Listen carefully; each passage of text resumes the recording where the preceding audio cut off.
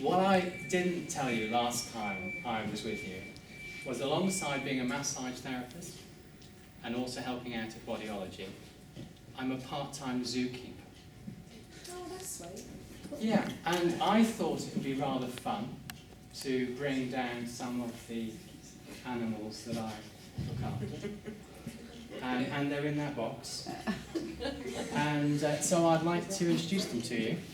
And if you would like, just in a very careful kind of way, I'd like you to come and just take yourself an animal. Luckily, that's quite quickly. Oh my god, I want the owl. Oh, there you go.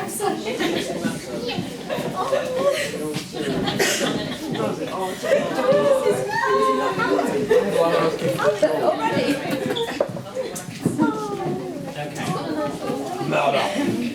So you should have your little furry animal. What I'd like you to do is just hold them for a moment.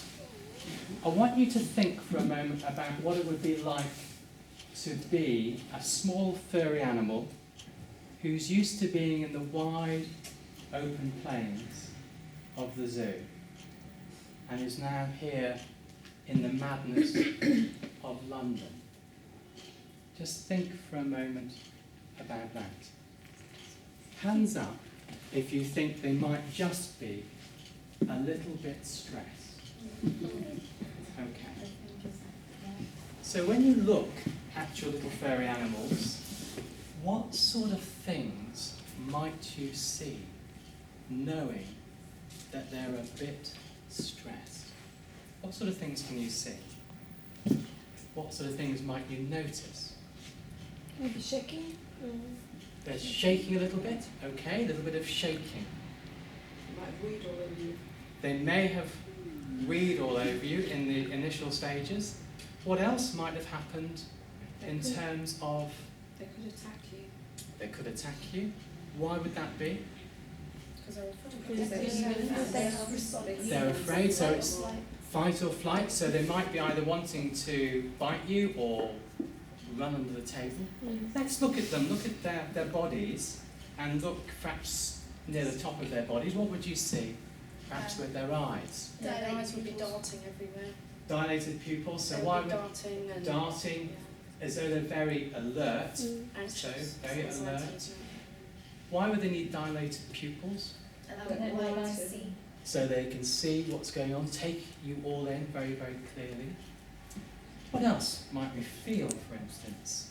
Heart rate. Heart rate, so try and look for a pulse. Can you find a pulse, perhaps on a 4, or even on the heart itself? He's dead.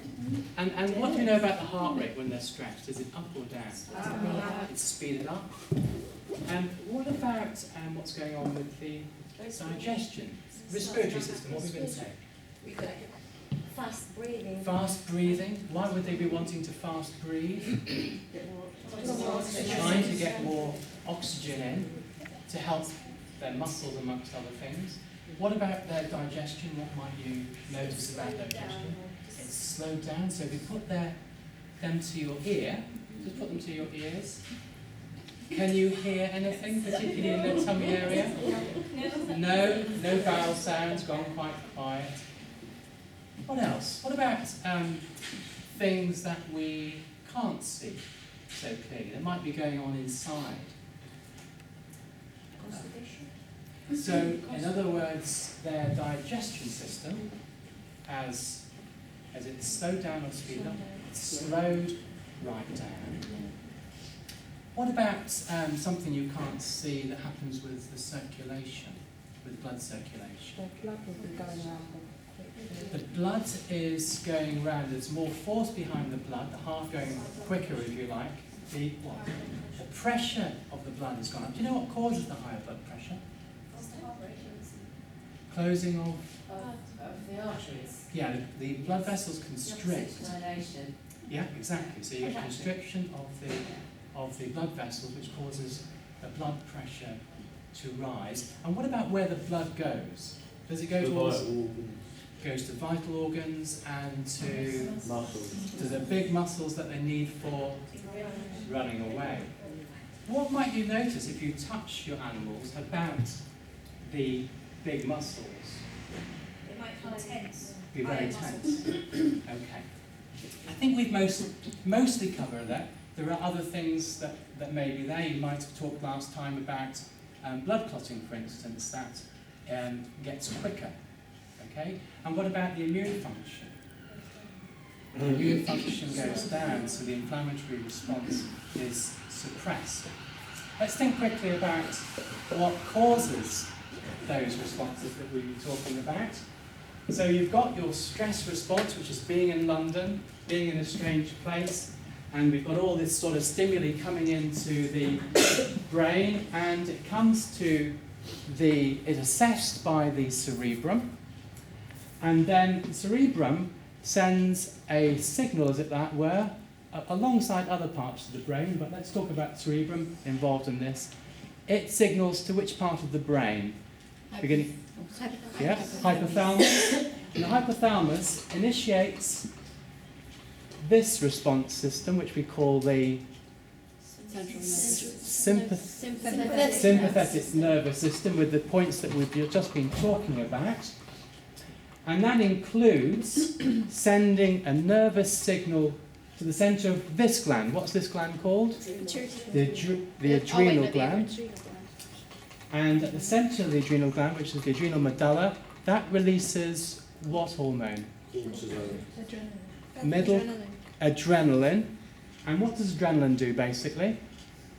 Enhances the 10. Exactly right. It supports and enhances the 10 points that we've just been talking about with the sympathetic nervous response. We've then got another axis here, which we call the HPA axis, which is to do with hormones. So the hypothalamus then sends a signal to the which gland? Pituitary gland, which releases a hormone called ACTH. Anybody know what that stands for? Adrenocorticotrophin hormone, something along those lines. Very, very close. Adrenocorticotropic hormone. And that comes down to the which part of the adrenal gland? The cortex, the outer part, and that releases cortisol. And what's the main purposes of cortisol? Calming it down. The inflammation is anti-inflammation. Exactly right. So drops the inflammation response, so dampens down the immune system. Does one other thing which is helpful for us. Increases the Glucose. blood glucose, exactly right, blood sugar, which we need for the muscles, don't we? Okay, so that's the sympathetic nervous system response, the stress response. What about how are we going to calm our little friends down? Let's start to think about that. How can we start to relax them? You can bring them some food. You could think they might be hungry. So bring them some food. They might not want food straight away. Why might they not want food straight away? Because their digestive system at the moment is cover eyes quite low. Yes. I've been reading a really fascinating book on hawk training, H is for hawk, and to cover the eyes to bring their stress level down. So what would you do if you cover their eyes, actually? You might enhance their other senses, but also you would be taking away some of the stimulus, wouldn't you? They wouldn't be seeing you. So what else can we do? We're going to perhaps bring them some food when they need it. What can we do? Perhaps give them some water. That's sort of on the same kind of lines. What would we do as massage therapists if someone was a bit stressed? Speak softly. So when we say speak softly, what do we mean by that? Calmly. Calmly, Quietly. quietly, a bit slower perhaps. Anything else that we could do as massage therapists to start to relax our furry friends? Stroke. Then what might we start with before even stroking? We might start with a hold, just holding very carefully, very gently, connecting with them. And then we might try some other things like, someone said stroking, that's a good thing to do, isn't it? That's gentle. Stroke, we might try. Any other techniques we might try? Anything at all? After hold, after good interview, a bit of stroking, a bit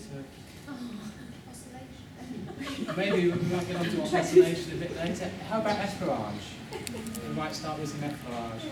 And what Sally's going to talk about later on is we're going to be looking at specific places which are really, really good to work on to bring down the stress levels in people, and that is working on the face, hands, and feet. So we're going to try and connect with our little animals. We're going to try and use some techniques. We use a tone of voice. We're going to be open with them, and hopefully then we're going to start to see some of the levels of their stress come down, and we'll start to see the relaxation response kicking in.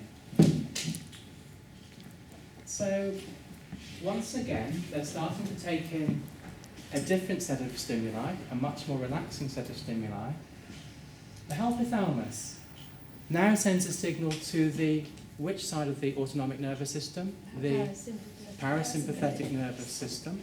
We start to see some of those responses coming in. So for instance, the digestion system starts to come back, the pupils go back to normal size, the blood is not shunted so much away from other parts of the body like the digestion system, and we start to see a return, if you like, to a more normal state. What about sending a hormone to the pituitary gland, looking at the hormonal axis? Does that still need to happen with the relaxation response? Or sending a signal to the pituitary gland? No, it doesn't need. We don't need a signal sending to the pituitary gland because we don't need so much ACTH sent from the pituitary gland to the adrenal cortex. We don't need the immune system dampened down, so we don't need cortisol sent out. And what about, do we need a signal sent from the nervous system to the adrenal medulla? We don't need that. We don't need adrenaline, really. We need less adrenaline now when we're starting to relax. So we don't need that support of the nervous system in that kind of way. I say, so well done. Thank you very much for looking after my little furry friends so well.